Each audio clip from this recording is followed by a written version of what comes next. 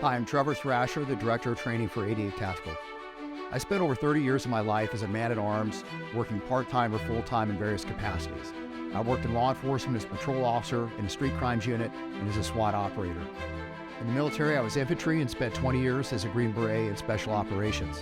I also worked for over 12 years for a U.S. government agency overseas as a contractor in high-risk assignments.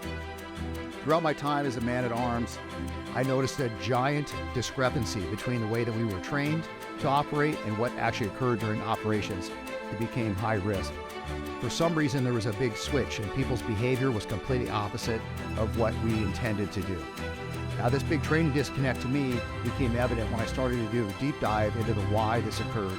And I learned very quickly on that it was due to human behavior during survival stress situations. Every human being is hardwired with survival behaviors, what is commonly called fight or flight.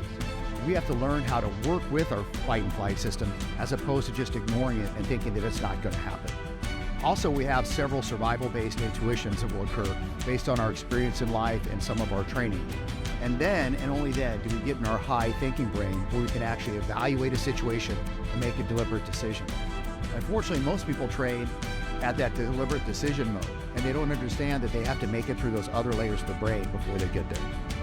So our training is different because we look at it from 4 different perspectives, or 4 tests. And the tests are reality, behavior, tactics, and training.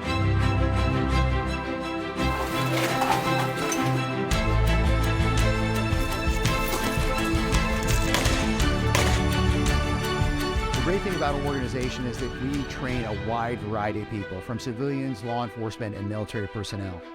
From school children, basically how to be safe in schools, anti-abduction training, anti-bullying training, primal defense training, home defense training. As far as some of the departments we've trained some of the largest police departments in the country, and many of those have completely converted over to our methodology.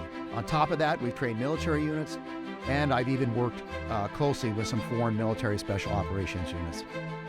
Our curriculum, whether we're focusing on civilian-based response or law enforcement or military response, is still based on a true first responder mindset.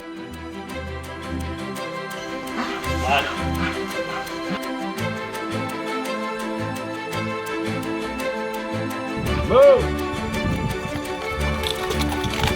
Foot, body, weapon, ready to push forward. Trip! Our goal at 88 Tactical is to train the masses. We want to give average or everyday people the capability and the confidence and the responsibility to prevail in a crisis. You need to have the ability to defend yourself and your loved ones at a moment's notice. Now, getting that ability is a fun process. It also is great for character building, and we really want to create that kind of open cultural environment for people to come here and feel safe while they train and to boost their confidence.